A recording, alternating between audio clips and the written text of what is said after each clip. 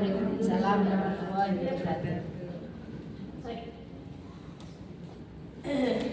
Bismillahirrahmanirrahim. Alhamdulillah nahmaduhu wa nasta'inuhu wa nastaghfiruh wa na'udzu billahi min shururi anfusina wa min sayyiati a'malina.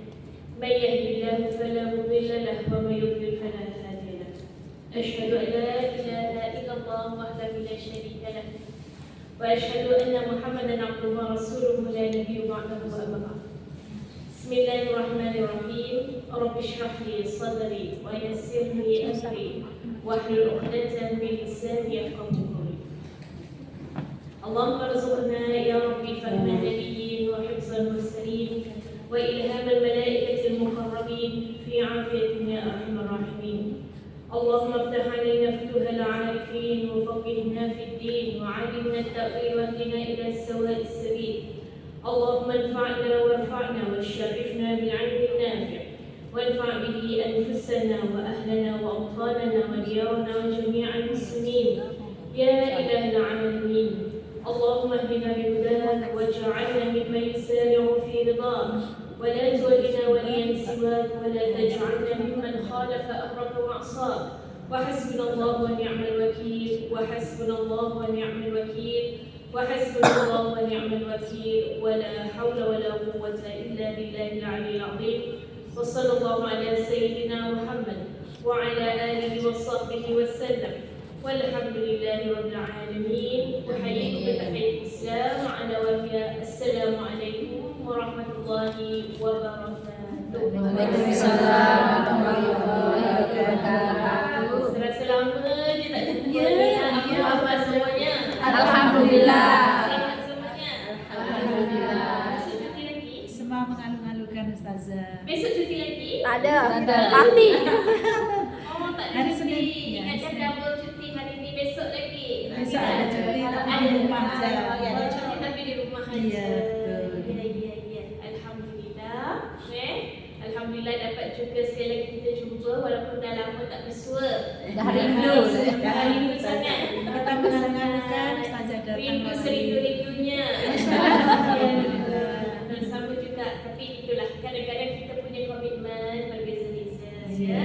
Kadang-kadang bukan kita tak mau datang, tapi kadang-kadang komitmen tu terlalu, kadang-kadang datang serentak. Ya.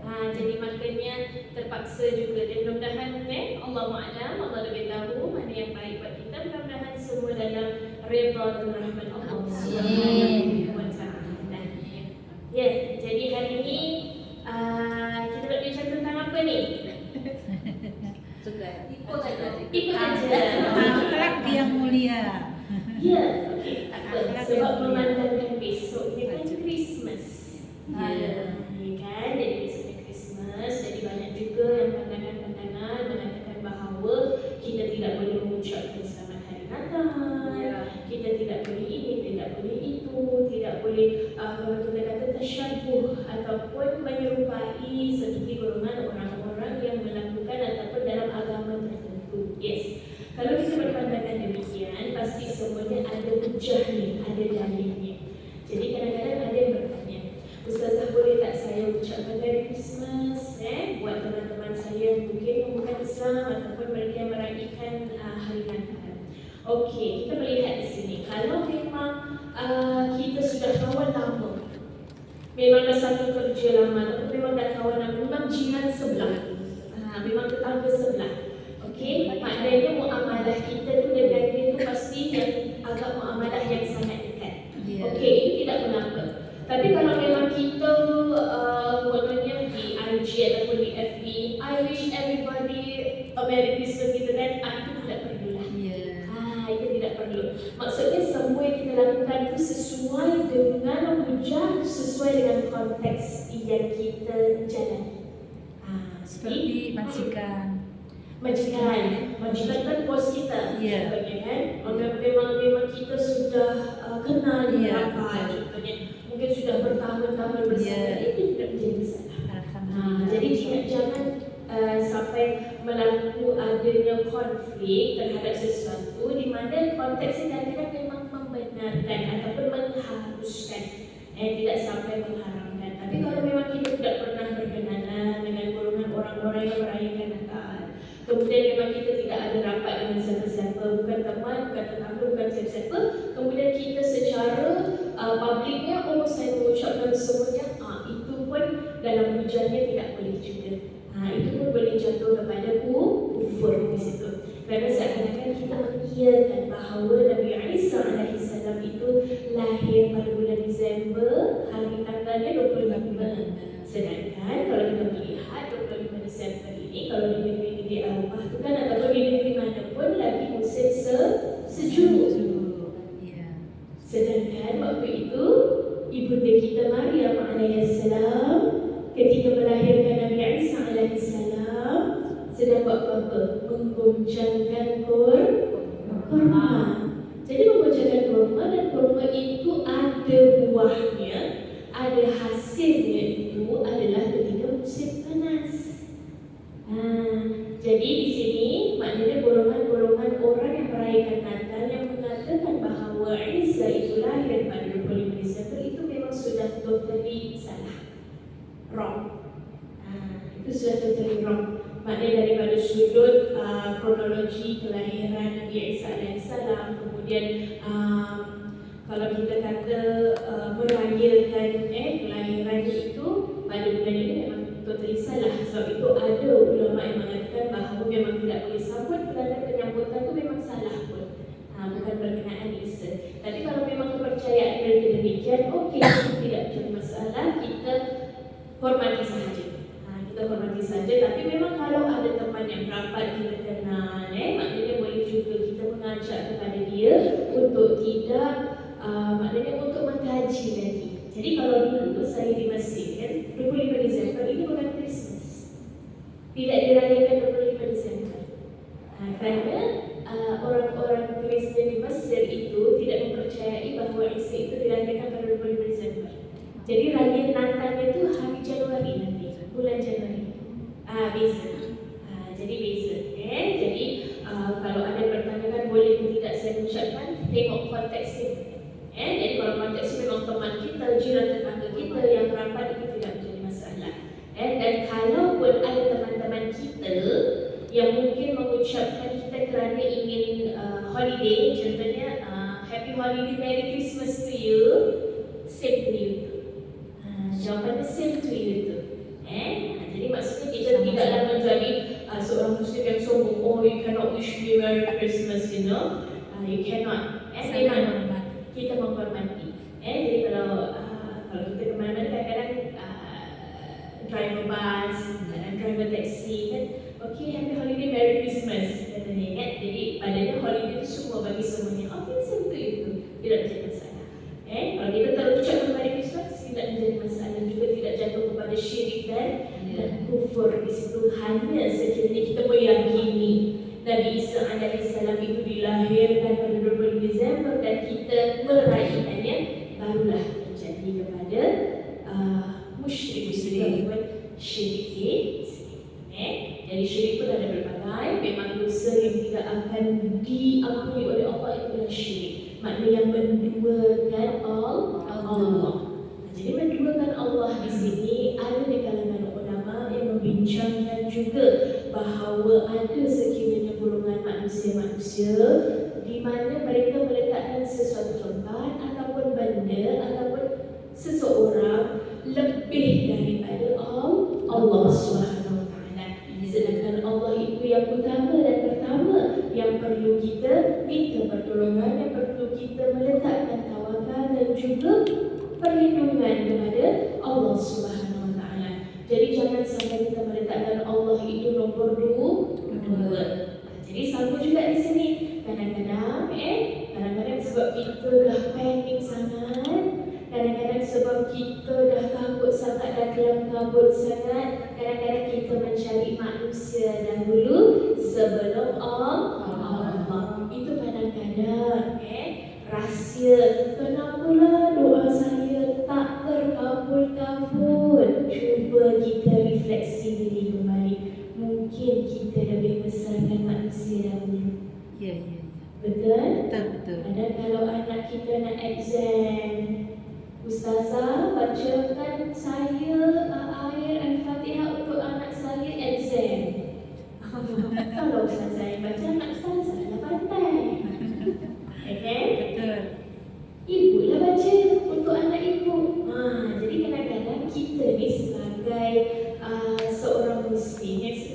sudah ada ilmu di situ, tapi kerana kita memandang orang itu lebih, seakan-akan kita mengagungkan orang tadi, seakan-akan oh hanya doa orang ini saja makbul, doa saya makbul.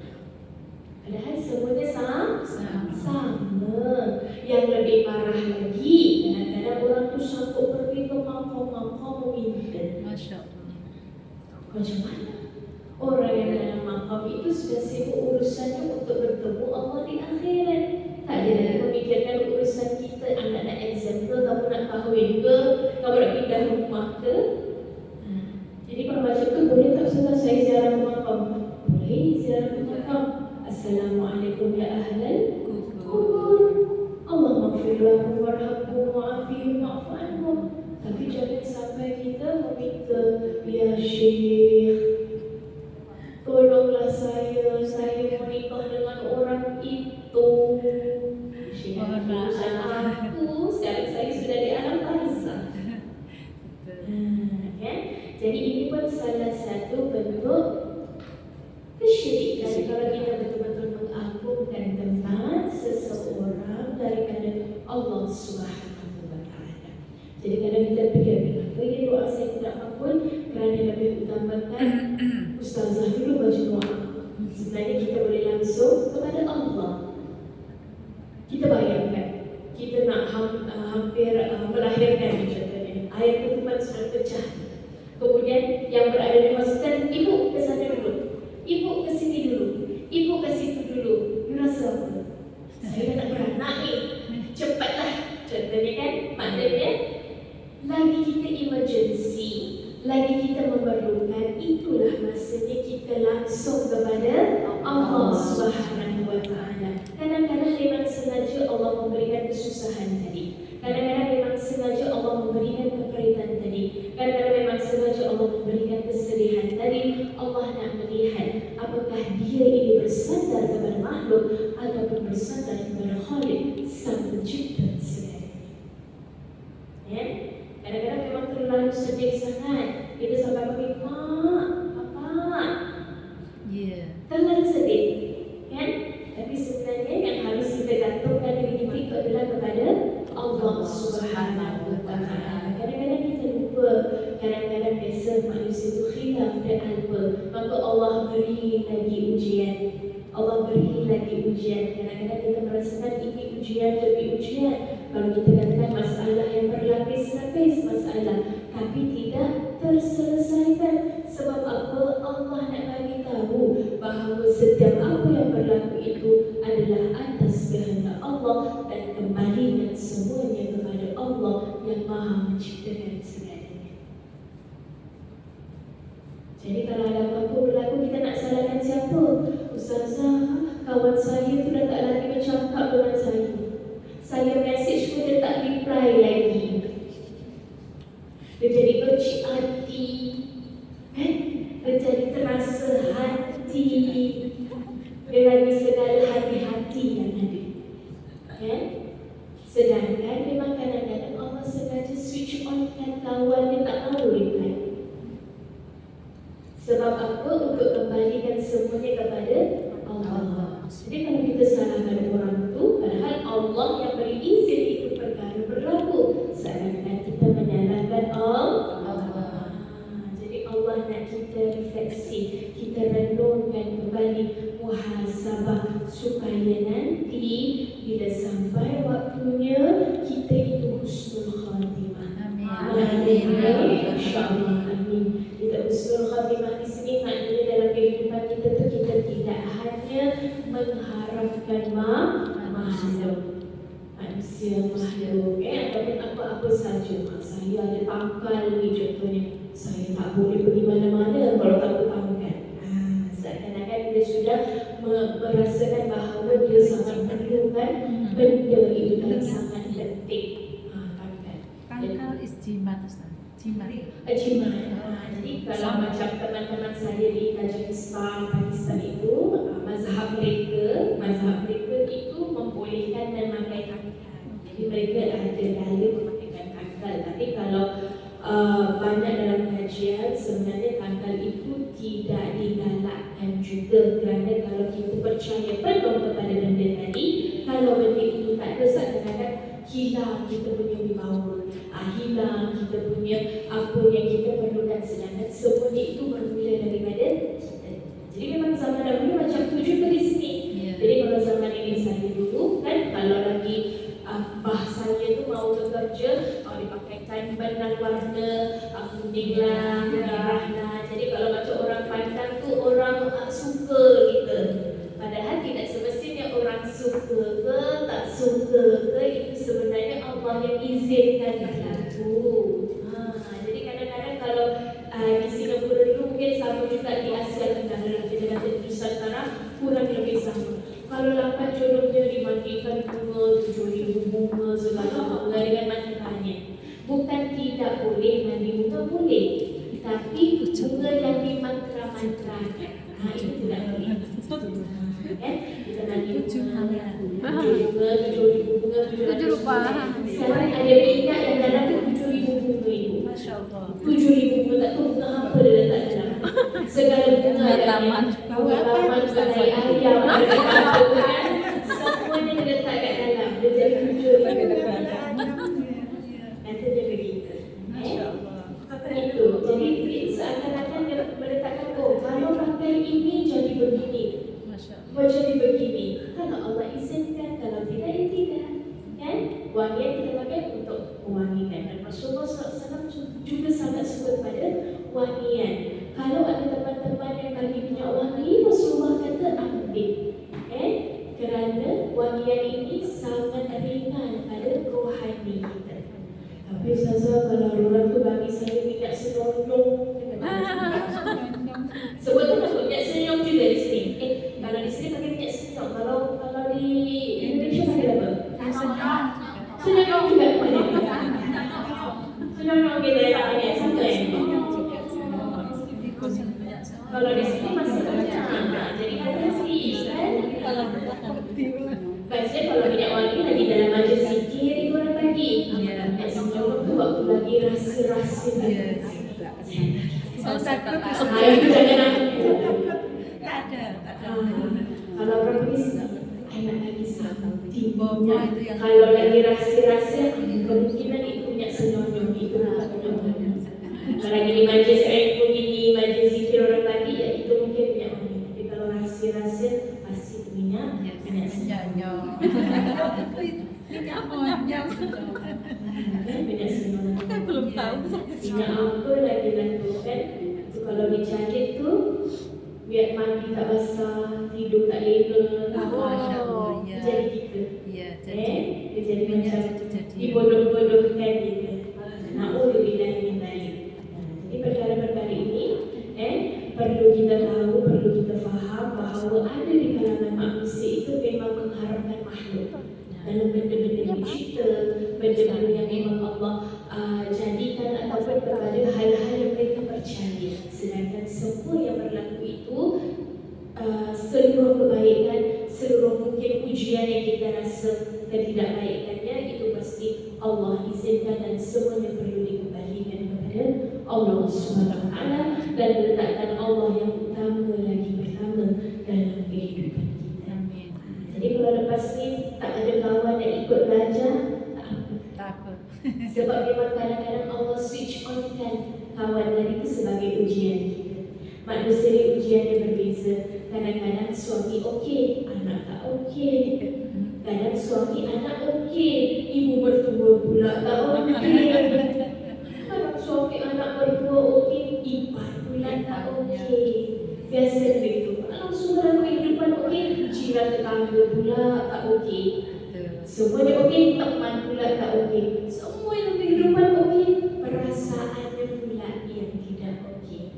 Jadi kadang-kadang tu ada orang yang jenis sakit jiwa itu, sakit itu sebagai bentuk ujiannya. Jadi Rasulullah SAW juga ketika Allah menurunkan surah Al-Duha, Allah menyatakan apa? Bismillahirrahmanirrahim. Wad-duha wal-laili idza saja. Ma wada'aka rabbuka wa ma qala. Wal-akhiratu khairun laka minal-ula.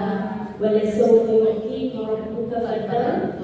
Alam yajidka yatiman fa'awa wa wajadaka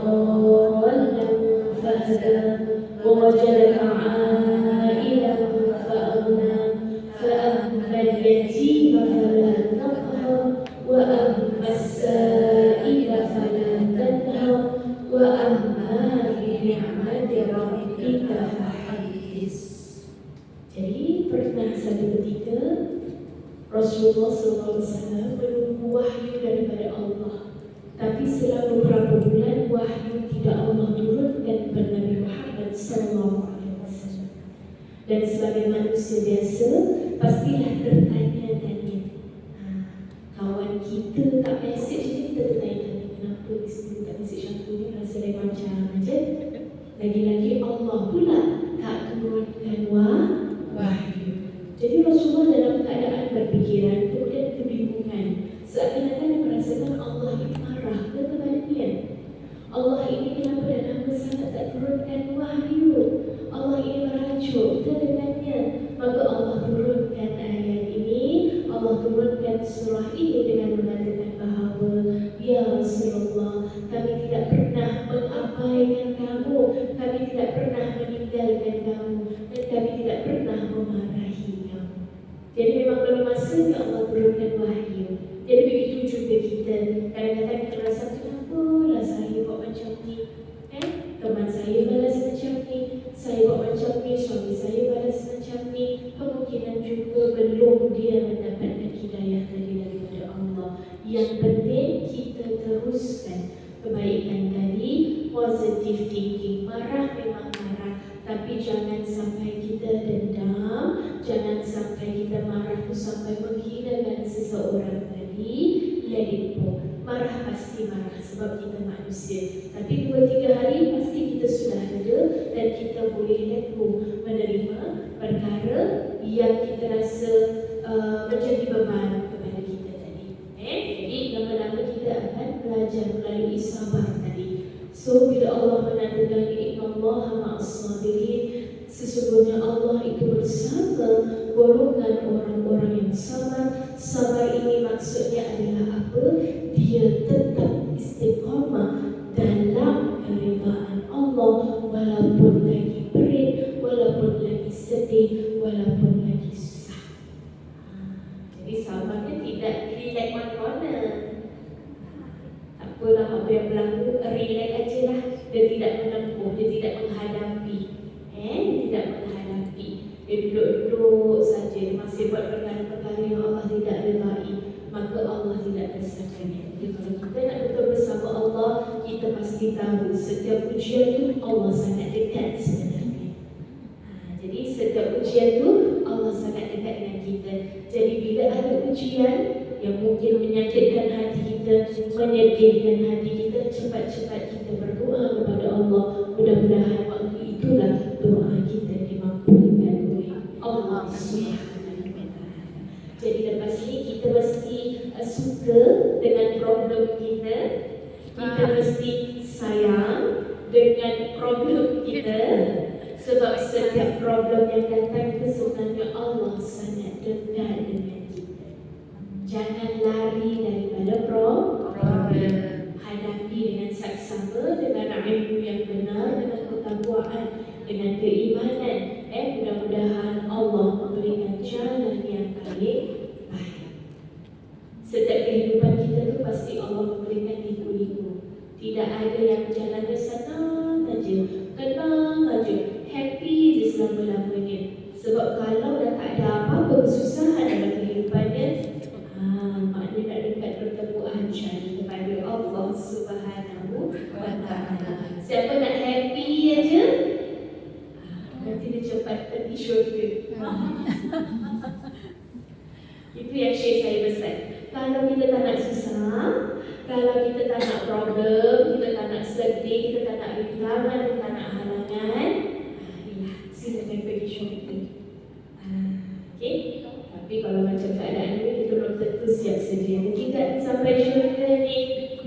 Siap sedia ke tidak kita ni? Kan mudah-mudahan kita selalu siap sedia. Jadi kehidupan tu begitulah. Kehidupan kita ini banyaknya cubaan dan godaan yang disebutkan al-ba'sa wal-dharra wal-ba's. Jadi kalau saudara-saudara kita berada di Palestin, mereka sudah berada dalam tahap yang ba's. Ba's itu maknanya kesengsaraan, kesusahan yang dalam peperangan. Yang mana rumah mereka diambil, dirobohkan, ibu bapa mereka dibunuh dan segala macam. Mereka sudah dalam keadaan yang kalau kita kata dalam problema dalam Al-Quran itu ada 3 peringkat. Al-Ba'sa, Ad-Darra, Al-Ba's.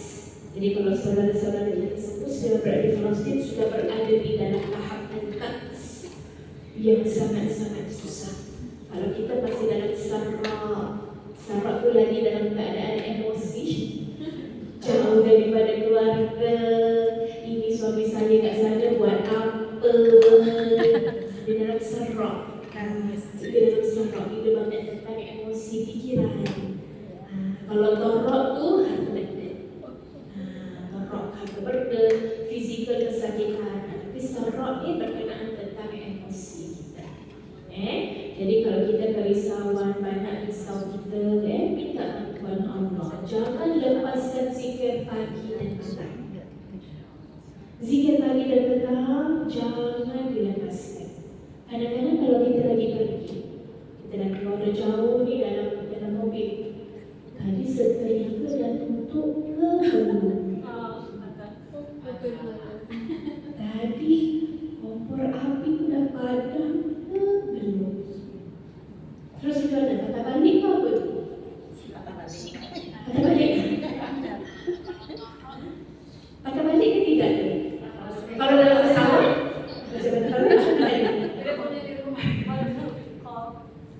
Kalau tak ada orang di rumah, contohnya satu keluarga pergi, contohnya bercuti, sudah dalam pesawat, sekali kita teringat, tadi setelika saya tutup belum entah, saya pun tak perasan. Pasrah aja kan? Tapi pasrah kita kalau kita selalu melakukan zikir pagi dan petang, insya-Allah. Tapi kalau kita tinggalkan zikir pagi dan petang, belum tentu terjadi. Sebab itu kalau something happen, itu biasanya akan ditanya, tadi pagi kamu sudah berdoa dan berzikir pada Allah. Kalau sudah, ya insya-Allah sesuai pasrahnya. Tapi kalau pagi tidak pernah zikir, paginya bangun subuhnya subuh gajah, kan? Dah berat, dah matahari dah tegak, ini lupa subuh. Masih boleh buat subuh lagi? Masih lah, masih. Pasal memang tak sadar. Tak sadar. Jadi bangun pukul 10 pun masih boleh subuh lagi. Kalau memang tidak sadar. Kalau memang dah sadar waktu azan subuh kita tidur balik, itu dah tak jadilah semuanya harus dibawa lagi. Jadi berzikir kepada Allah itu memang ada manfaatnya, memberikan keselamatan, memberikan kelapangan dan juga perlindungan. Jadi zikir kepada Allah itu diumpamakan oleh ulama seperti seakan-akan kita berlari daripada golongan yang ingin membunuh kita, kemudian kita melihat ada tebing ataupun tempat bersembunyi yang kuat, di mana orang yang kejar kita tadi untuk membunuh kita tak dapat masuk. Itu kelebihan zikir. Jadi memang zikir itu kalau memang kita selalu mengingat Allah, paginya, petangnya, nak tidurnya, nak keluar rumah, itu konsisten. Sekiranya kita terlupa sesuatu dan boleh terjadi dalam logika, itu malapetaka berlaku, tetapi tidak pernah meninggalkan zikir, insya-Allah dia akan sesuatu. Jadi sebenarnya takbir dan doa itu sama-sama berlaku sebenarnya. Kadang-kadang takbir itu datang yang mungkin kita tidak suka, tetapi kerana doa kita buat tadi, zikir pagi, zikir petang, setiap tidur, setiap bangun, itu tidak pernah melupakan Allah, maka takbir yang kita tidak baik tadi akan lenyap. Takbir dan doa, kemudian takbir itu datang tidak baik, tapi doanya pun lemah.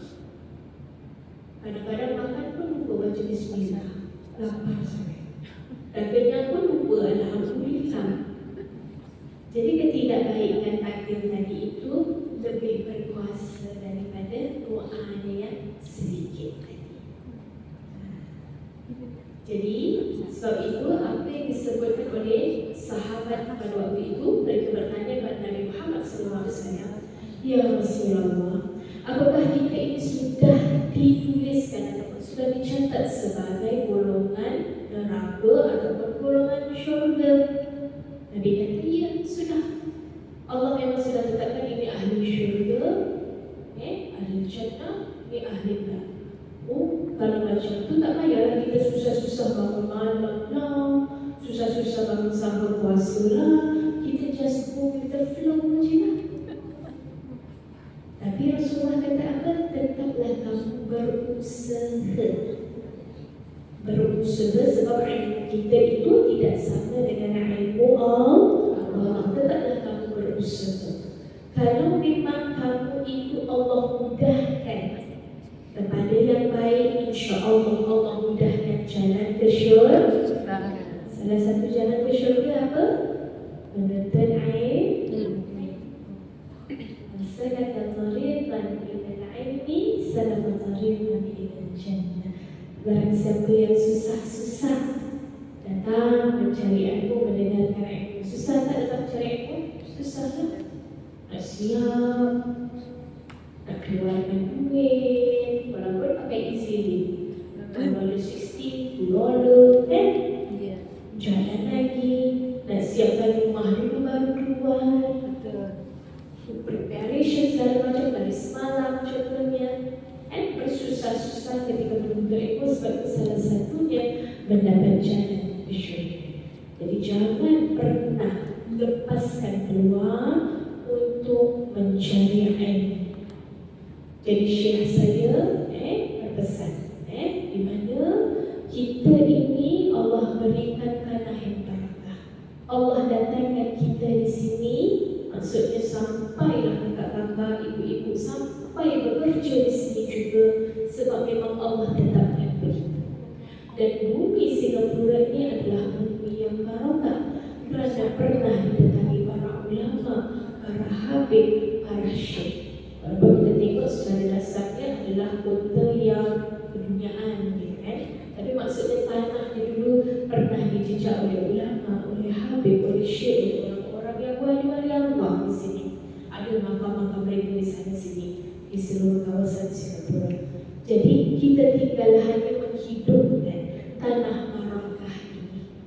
Tinggal menghidupkan tanah barakah ini dengan rajin-rajin pergi ke majlis ilmu. Kemudian rajin-rajinkan diri untuk selalu beribadah. Dan kemudian rajin-rajinkan diri untuk selalu bersedekah. Jadi sedekah ini banyak manfaatnya, banyak sangat manfaatnya. Pernah dengar tak kisah seorang wanita?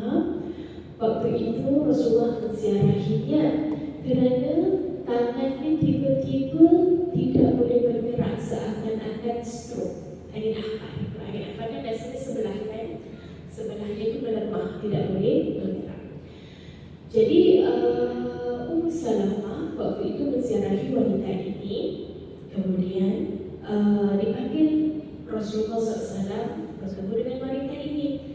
Ummu Salamah mengatakan kepada suaminya Muhammad SAW, ya Rasulullah, tangan wanita ini tidak boleh bergerak. Tiba-tiba tidak boleh bergerak. Maka Rasulullah SAW bertanya kepada wanita ini, ada apa dengan tangan kamu? Maka wanita itu pun menceritakan, sebenarnya tangan saya sebelum ini okey-okey sahaja, baik-baik sahaja. Tetapi malam semalam saya bermimpi ibu saya, katanya. Mimpinya saya melihat ibu saya berada di dalam neraka. Ibu saya dalam neraka meminta air kepada saya dalam mimpi itu. Maka wanita ini mengatakan kepada ibunya, ibu, kenapa ibu dalam neraka? Ibunya mengatakan, ibu dalam neraka ini kerana ada sebab tertentu. Maka anak dia bertanya kepada ibu tadi, tapi ibunya masih meminta air. Maka anak ini berlari ke syurga. Dalam mimpi itu, beliau berlari ke syurga dan ternyata ketika di syurga, beliau melihat bapaknya. So bapaknya berada di syurga, ibunya berada di neraka. Maka anak ini bertanya-tanya bapaknya, Bapak, kenapa bapak ada kat syurga? Kenapa bapak tak tolong mak? Kenapa bapak tak tolong mak? Mak berada di neraka. Kenapa bapak berada kat syurga? Maka bapak menjawab, bapak berada di syurga sebab bapak anak ini ingin mengambil air daripada syurga, maka dia masuk ke dalam syurga dan menciduk macam satu gelas lah, satu kup air. Aku dah bawa air tadi. Sejuk ke? Sejuk. Syurga masih sejuk tadi. Jadi anak itu bawa air satu kup ataupun satu gelas bawa ke neraka. Ketika dia hampir membawa air ke neraka, dia terlihat ibunya lagi memegang macam seperca kain dengan satu, tahu kalau daging steak. Kalau kita pernah makan steak, mutton chop kan, dagingnya macam agak lepek, panjang gitu kan. Jadi ibu tadi sedang memerangi air dengan satu steak dengan seperca kain. Jadi anak itu datang, mak buat apa ni? Kenapa mak berlawan dengan api? Dan ternyata api sangat besar. Dan mak dia hanya ada sheet ataupun perlindungan daripada seperca kain dengan satu stick. Maka mak ni berlawan dengan api. Maka anaknya tanya kepada maknya, mak, kenapa mak melawan api dengan kain dengan daging? Kain dengan daging mana boleh lawan api? Dimakanlah dengan api tadi. Maka maknya berkatakan kepada dia bahawa dulu mak hanya sempat untuk bersedekah ataupun mak hanya sedekah seperca kain dengan satu daging steak. Maka nak tak nak, anak tadi paksa juga memberikan air kepada maknya yang diambil daripada syurga. Api pun menjulang besar dan memakan tangan. Lalu bersadar daripada mimpi tadi, tiba-tiba tangan yang dibawakan air untuk maknya tadi tidak bergerak, seakan stroke. Maka diceritakan itu yang dimimpikannya kepada Rasulullah SAW. Maka Rasulullah menjawab, apa? Anti alal haq. Kamu ini memang benar, dalam mimpi itu memang begitu.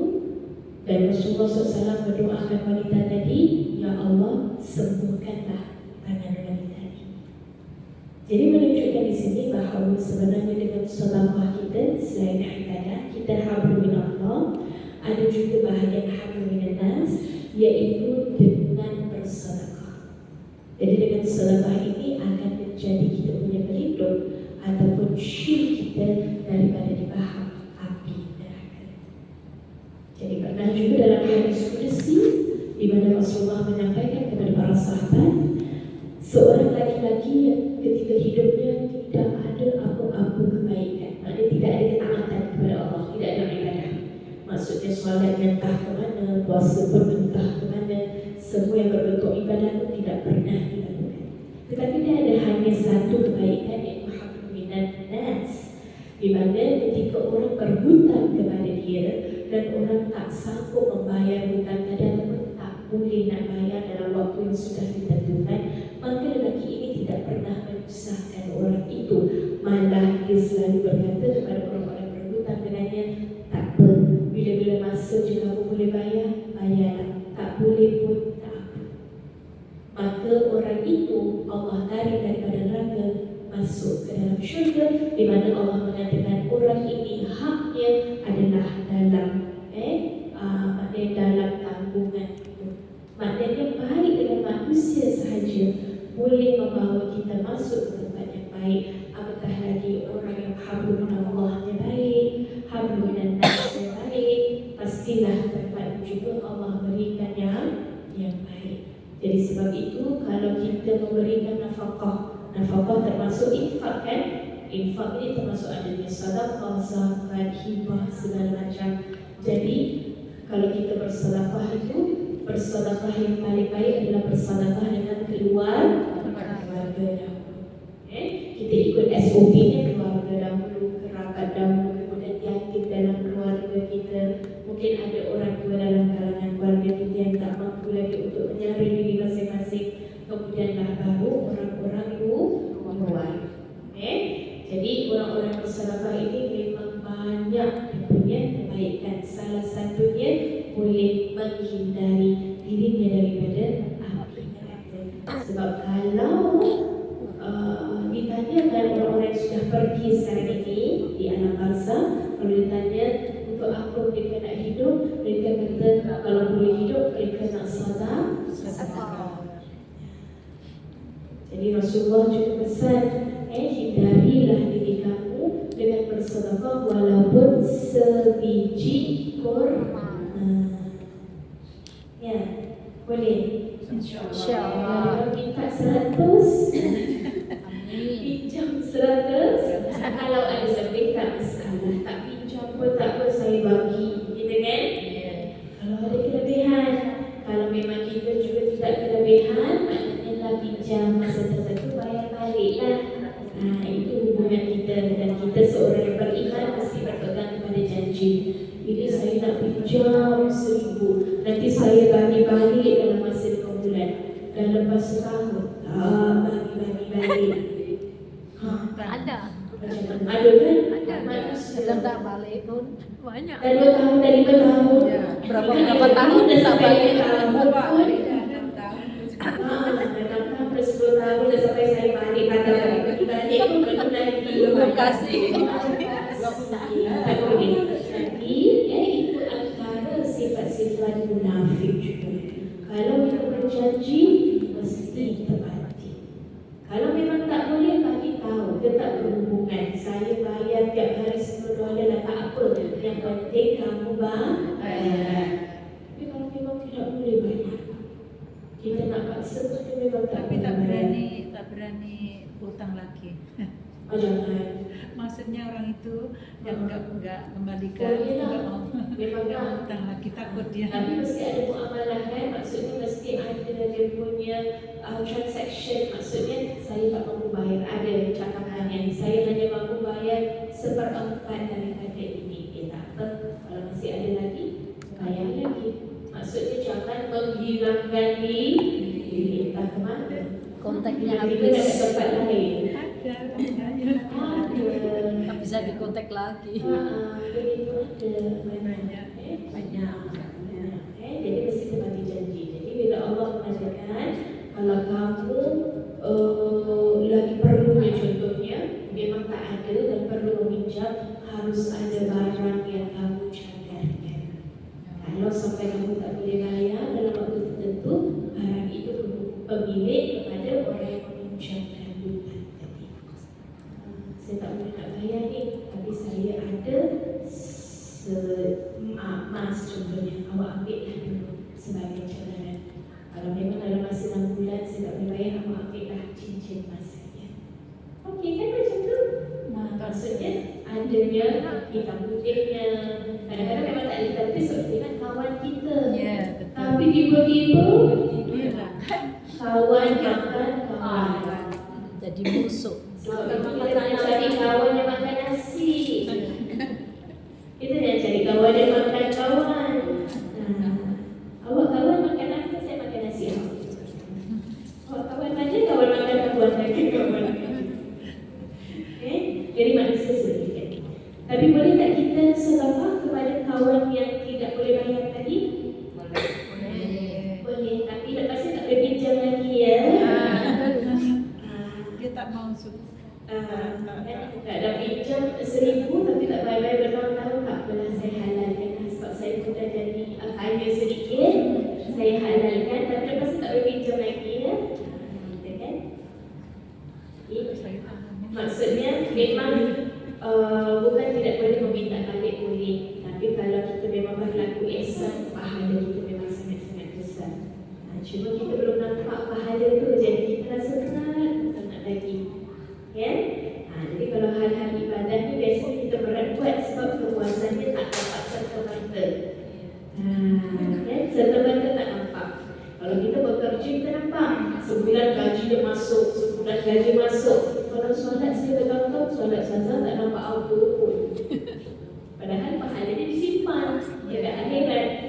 Kalau bekerja lagi kita cari duit lebih, dapat langsung one day work $50, okey, dapat langsung. Jadi kita suka nak bekerja. Kalau solat ni kita heavy kan, nampak-nampakkan sebab apa? Tak nampak kepuasannya. Sedangkan pahala itu sudah Allah simpan dalam akhirat. Biasanya hal ibadah macam tu, sama je.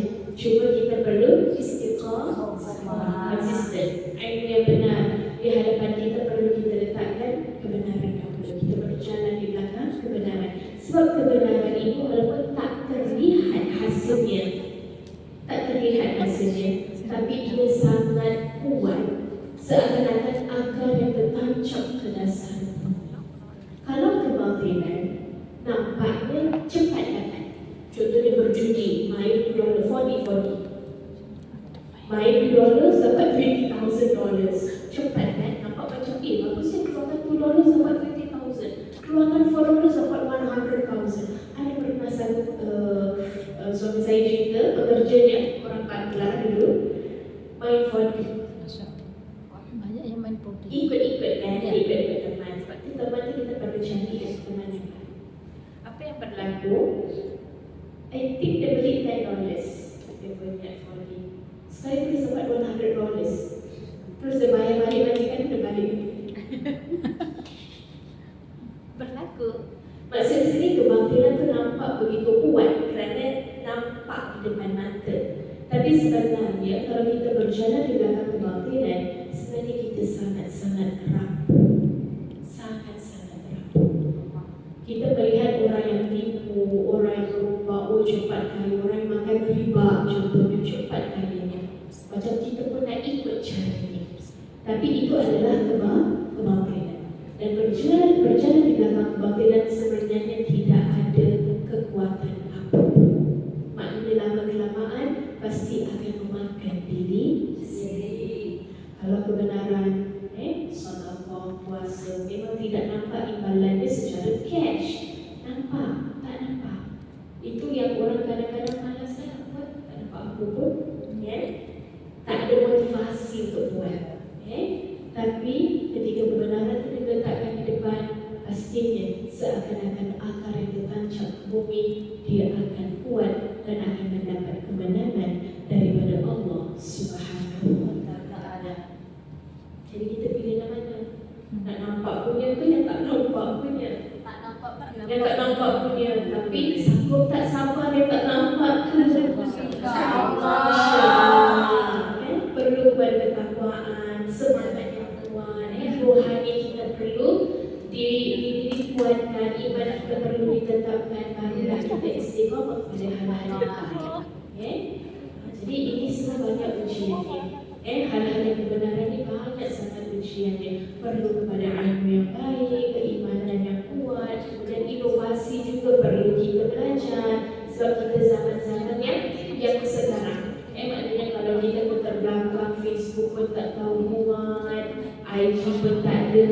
Ini semua hal-hal yang boleh membelakangkan dakwah kita tadi untuk menyebarkan yang baik-baik tadi. Ini semua platform-platform yang baik. Jadi kita perlu memilih dalam kehidupan kita. Dan pilihan kita tu adalah mesti yang Allah pilih. Yang Allah pilih, yang Allah kata macam ni kita pilih. Walaupun kita rasa susahnya nak buat. Allah kata pakai hijab, rambut ai cantik, sayangnya dadai kalau purple, kalau green. So many color. So many colors kan, ada macam peacock kan, warna macam bergerak gitu. Memang cantik.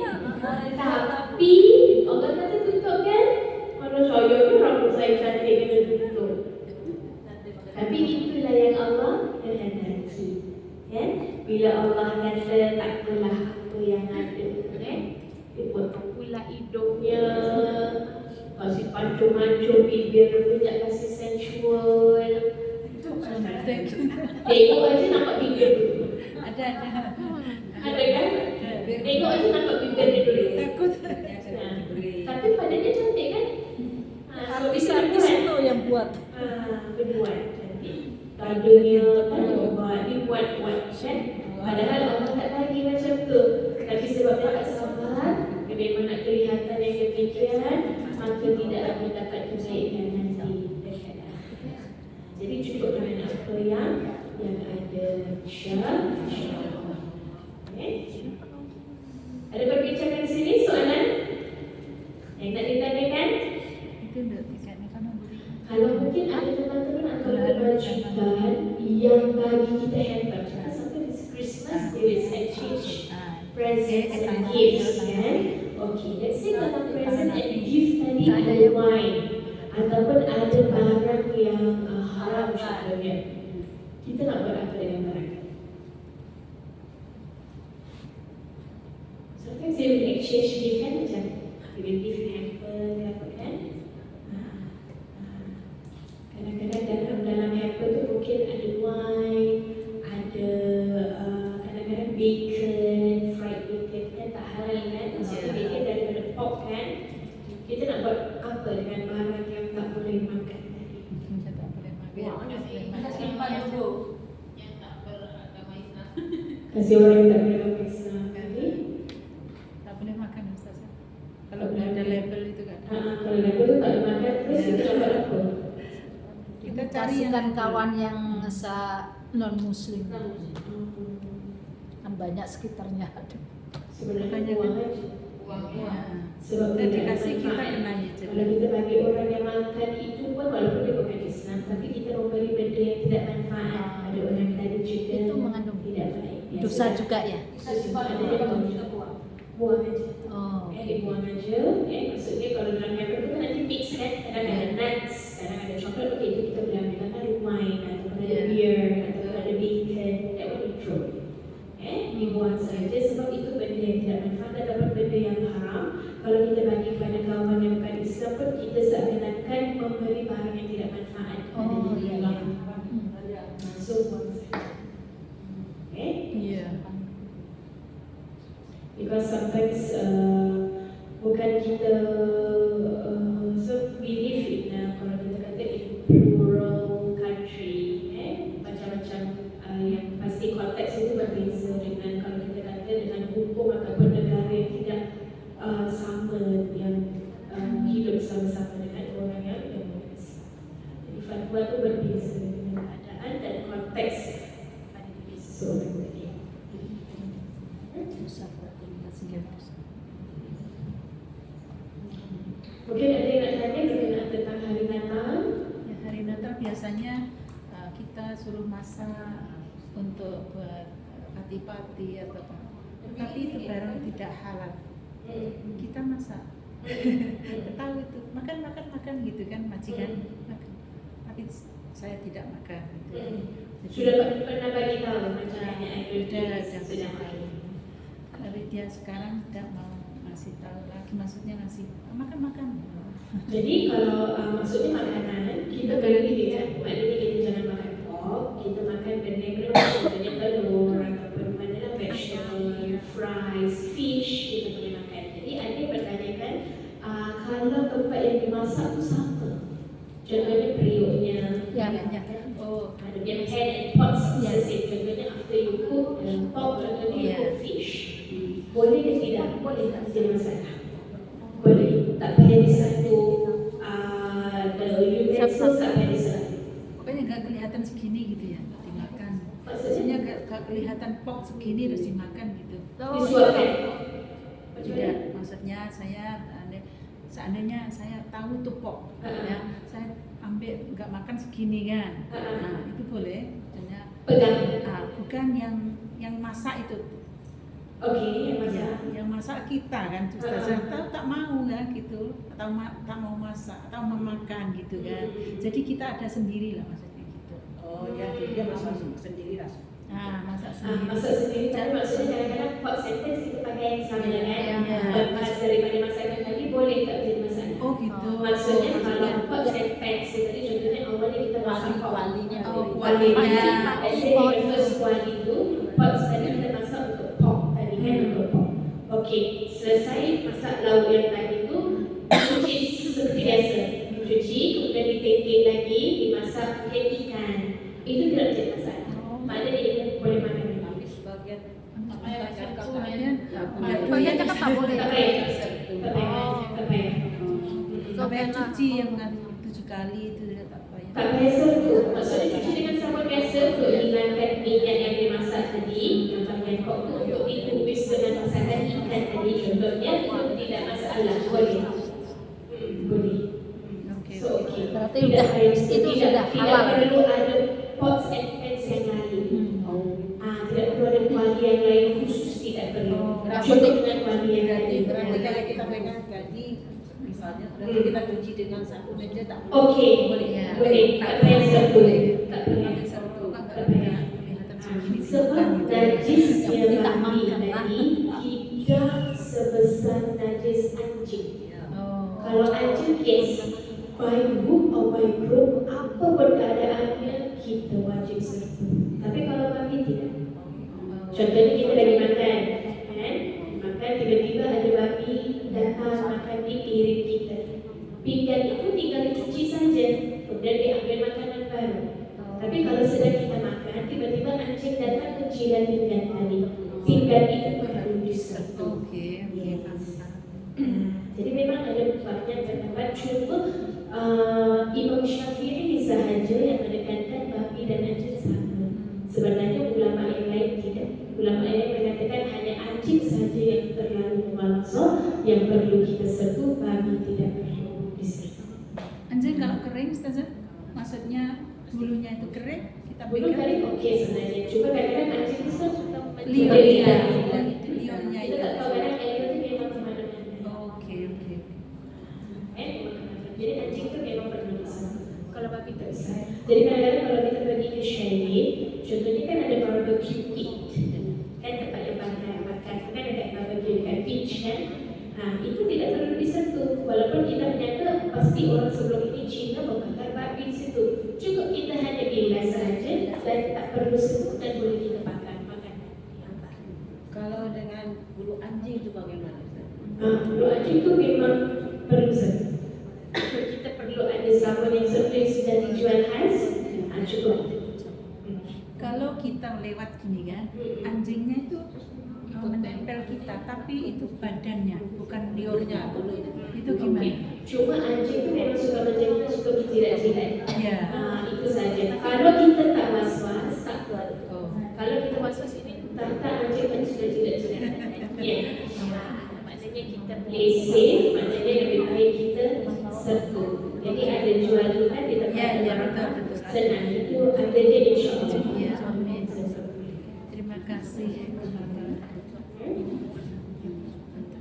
Kadang lewat anjing lewat itu terus Yes. nyamperin gitu. Saya takut juga kan. Kalau anjing dah terlalu besar, tu nampak cute macam bear. Tapi anjing tu besar sangat anjingnya kan. Kalau orang-orang yang Inggeris tu kan, kalau bear tu macam bear anjing. Besar tu kan. Tapi tetap anjing lah. Maksudnya kalau terkena kita itu wajib saja. Oke, terima kasih. Kalau pemakanan yang terdampak kongsi kuali tidak bisa. Oh, Tidak bisa. Ya.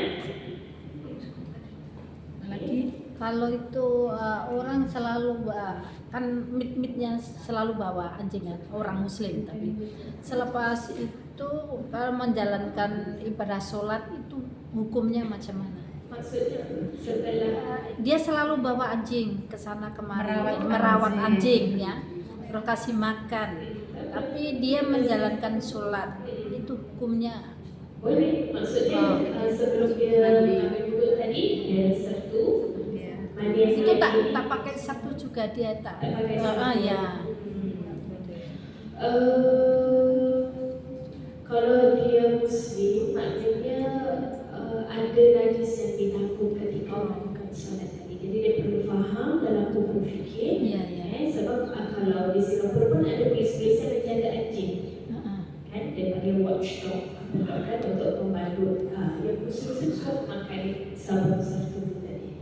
Maknanya sebelum dia pulang kerja dia sertukan dan dah setakat kalau kita sudah sertu insyaAllah. Tapi kalau tidak sertu pasti ada najis yang ditangguhkan. So anjing ini tidak berhenti Karena dia tak tahu kalau mau beli sabun sertu juga itu tak tahu. itu dia abang. Ya. Perlu dibagi tahu ada sabun sertu sebaiknya sebelum dia solat itu perlu dibersihkan tangan ataupun mana yang kita rasa anjing tadi berada dalam hari dekat badannya itu tadi perlu disertukan. Ini tulis anjing. Ya, anjing. Karena banyak yang bawa anjing di situ. Kalau orang buta hanya pun pakai anjing. Jadi kadang kalau di MRT mereka sudah open to watchdog. Maknanya orang buta ataupun yang kurang upaya itu yang membawa adalah anjing.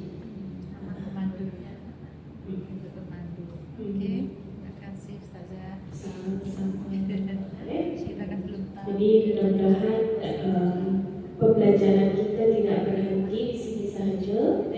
Setiap munakasyah atau perbincangan boleh dibawa untuk dipertanyakan. Semoga masing-masing kita daripada sini secara berjati dapat manfaatnya. Dan juga dikongsikan kepada teman-teman yang lain yang mungkin tidak berkesempatan datang ke kelas untuk kita bagi tahu, kita sampaikan. Yang mana datang yang jam dengar boleh sampaikan kepada mereka-mereka teman-teman yang tidak datang, yang tidak hadir dalam kelas.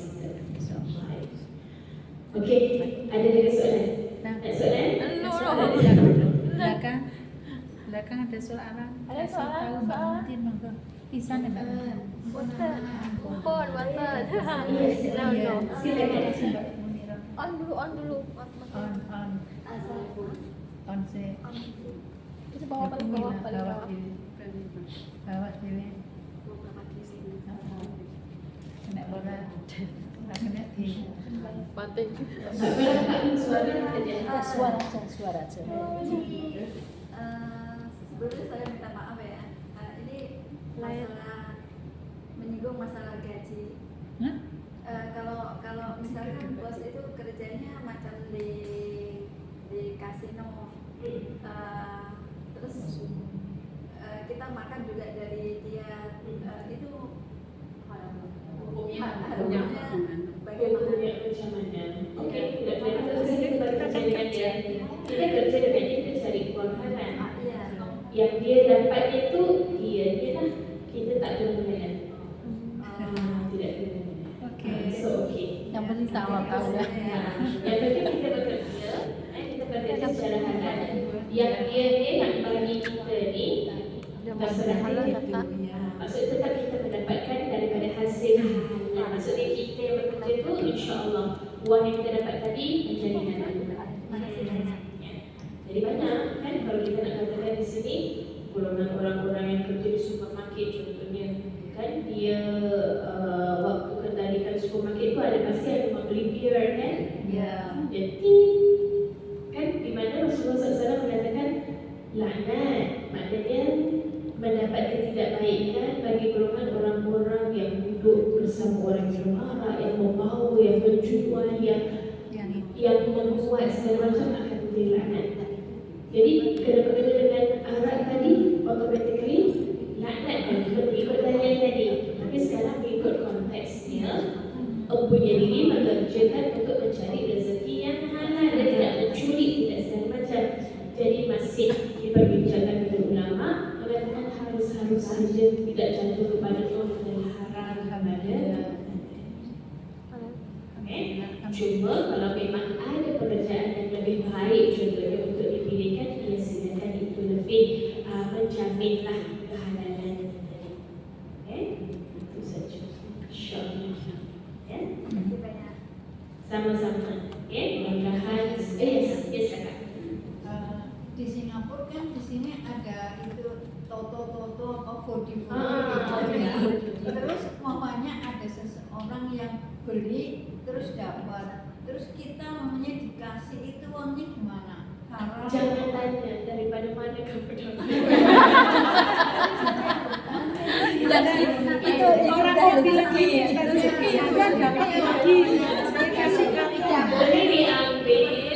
boleh diambil, tapi jangan belanja makan ya. Saya ambil untuk beli sikat.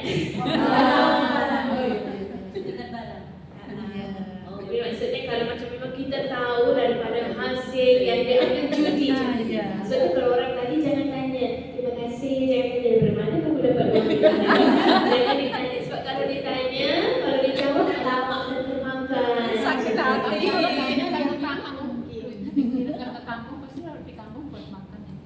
Kalau dikirimkan ke kampung, kalau dia tak bagi tahu, insya-Allah aman keluarganya. Kalau dibagi tahu, kesian juga keluarganya dibagikan harta yang tidak. Tapi kalau beli barang tak apa Ustaz. Kalau beli barang jangan makan. Beli HP ke, bayar Grab ke, home easy ke. Dekat. Tas ke. Jangan dimakan. Kebanyakan begitu. Shopping. Tak apa, bagi cash tahu, tak apalah, apa bagi saya kan nanti saya boleh top up SIM card. Okey. Jangan dibelanjakan.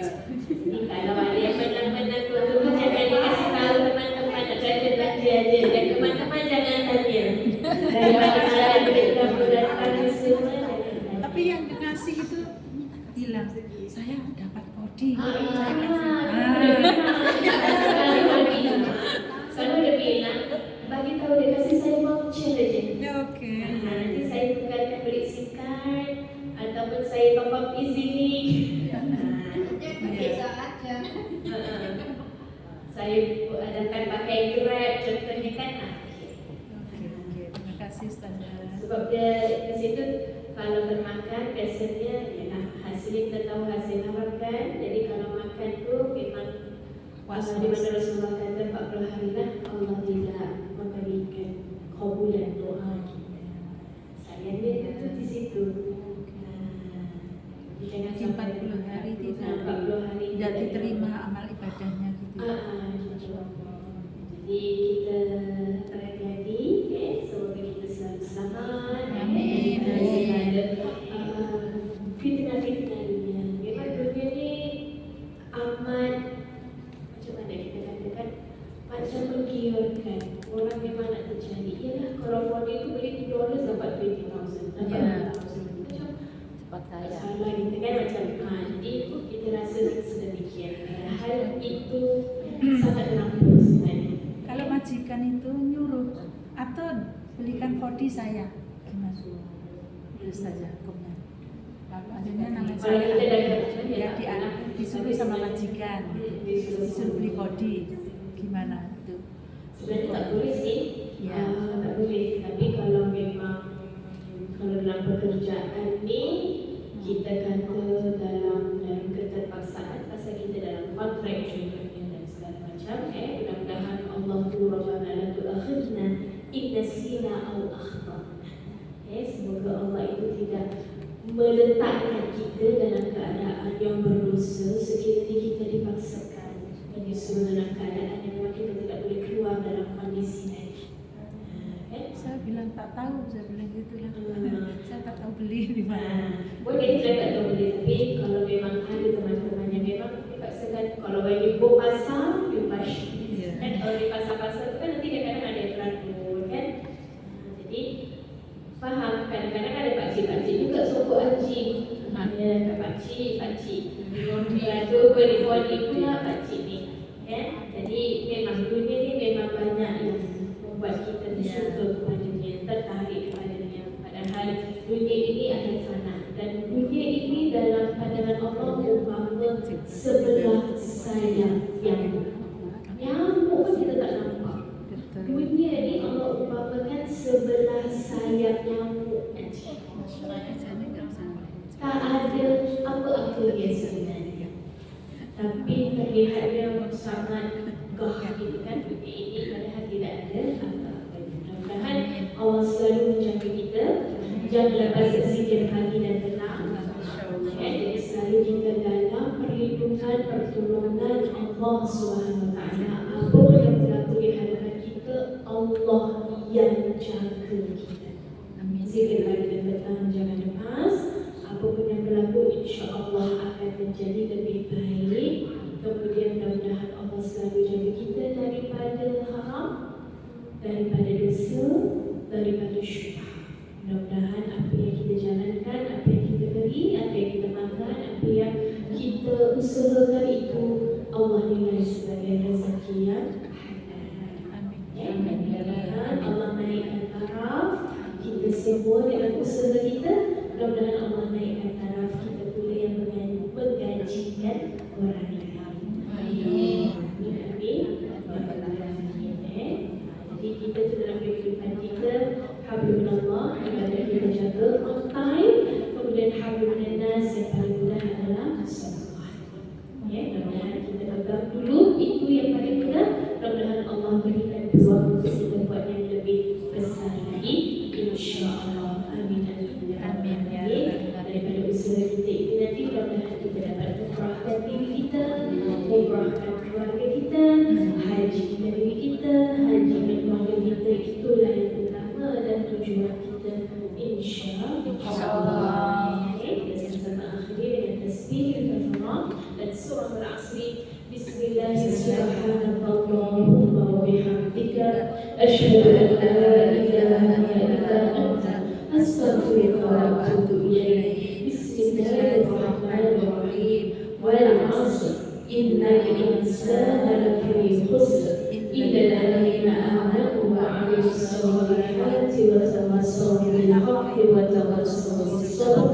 شكرا جزيلا semuanya. أقول قولي هذا وأستغفر الله العظيم لي ولكم. والسلام عليكم